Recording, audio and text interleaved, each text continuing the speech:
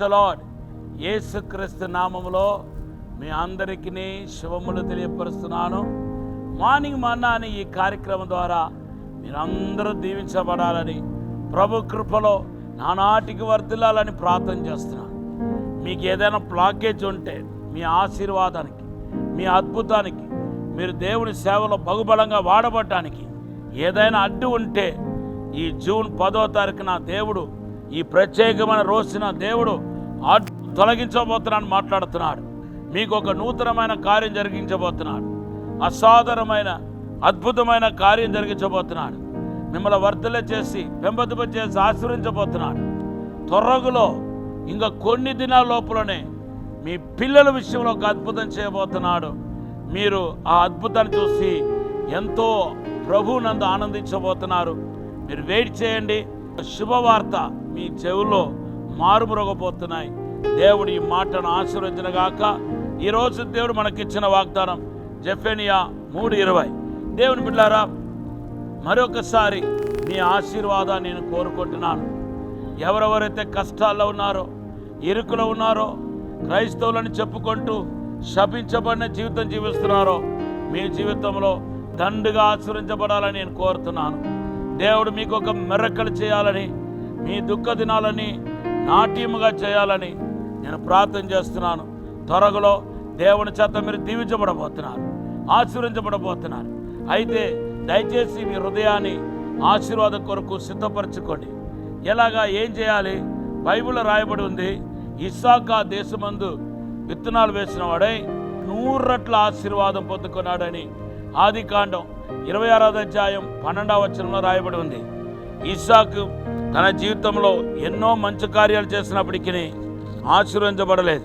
కానీ ఎప్పుడైతే మరి విత్తనాలు వేసే అనుభవంలోనికి వచ్చాడో అప్పుడు బైబిల్ చెప్తుంది, దేవుడు ఇస్సాకును ఆశీర్వదించాడని పరిశుద్ధ గ్రంథంలో మనం చూస్తున్నాం.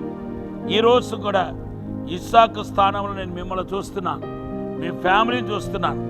మీరు చేయాల్సినంత ఏంటి తెలుసా? విత్తనాలు వేసే అనుభవంలోనికి మీరు రావాలి. దేవనామానికి స్తోత్రం. విత్తనాలు వేసే అనుభవం మనకు తెలియపరిచే సత్యం ఏంటి? దేవుని బిడ్డలారా, బైబిల్లో అనేక విత్తనాలు ఉన్నాయి. నీతిని విత్తువాడు దేవుని చేత దీవించబడతాడని సామెతలు 10:16లో మనకు కనబడుతుంది.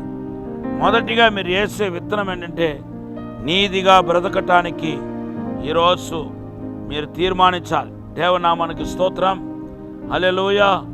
ఎంత ఎక్కువ ప్రభునందు నీతిగా బ్రతుకుతున్నామో వారికి దేవుడిచ్చే ఆశీర్వాదం ఏంటంటే, సామెతలు 10:22లో రాయబడి ఉంది, ఆ ప్రభు ఇచ్చే ఆశీర్వాదమే ఐశ్వర్యాన్ని ఇస్తే అని రాయబడి ఉంది.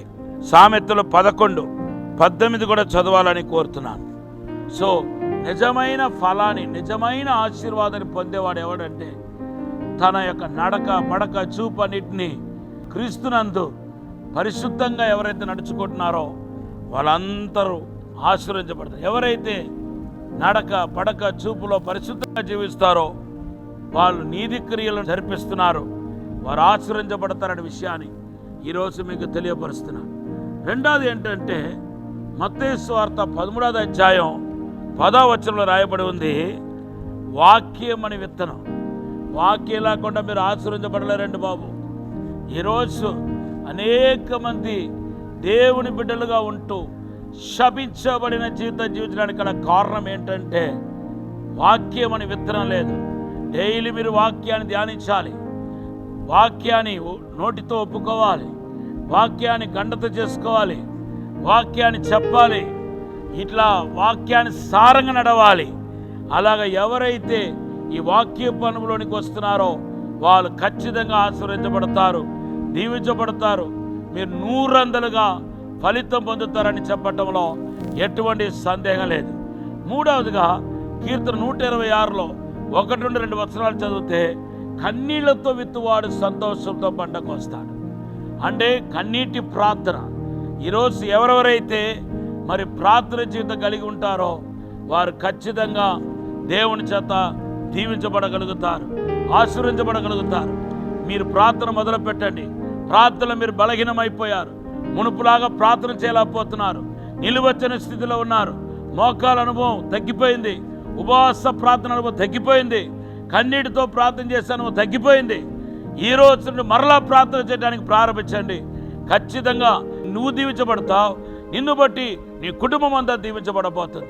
చివరిగా 2 కొరింథీ పత్రిక 9వ అధ్యాయం 7వ వచనంలో, కొంచెముగా విత్తువాడు కొంచెముగానే పంటకు వస్తాడు, విస్తారముగా విత్తువాడు విస్తారమైన పంటకు వస్తాడని రాయబడుతుంది.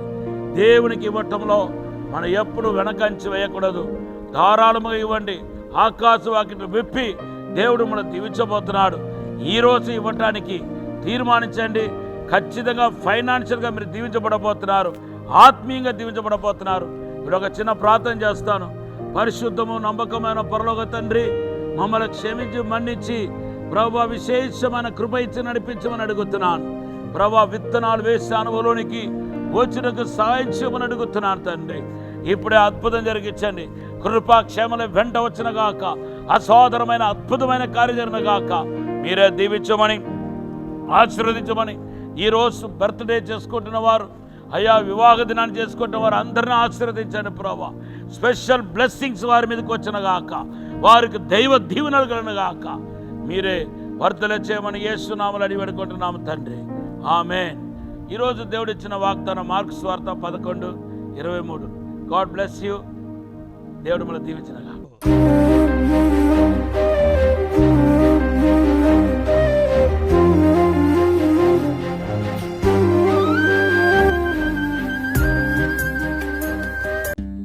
విశాఖపట్నంలో దహించు అగ్ని అద్భుత అసాధారణ కూడిక జూన్ 13వ తేదీన ఉదయం 10 గంటల నుండి ప్రారంభించబడును.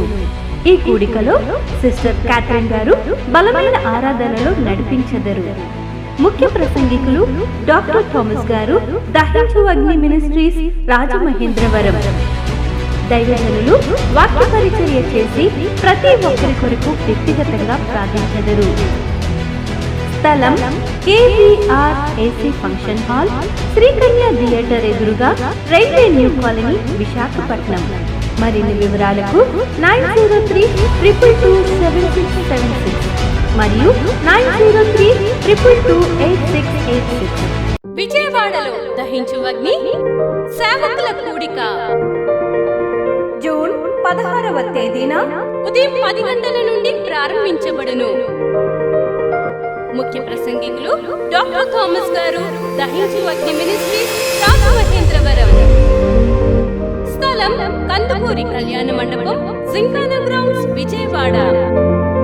మరిన్ని వివరాలకు 9032224646 మరియు 9032224746.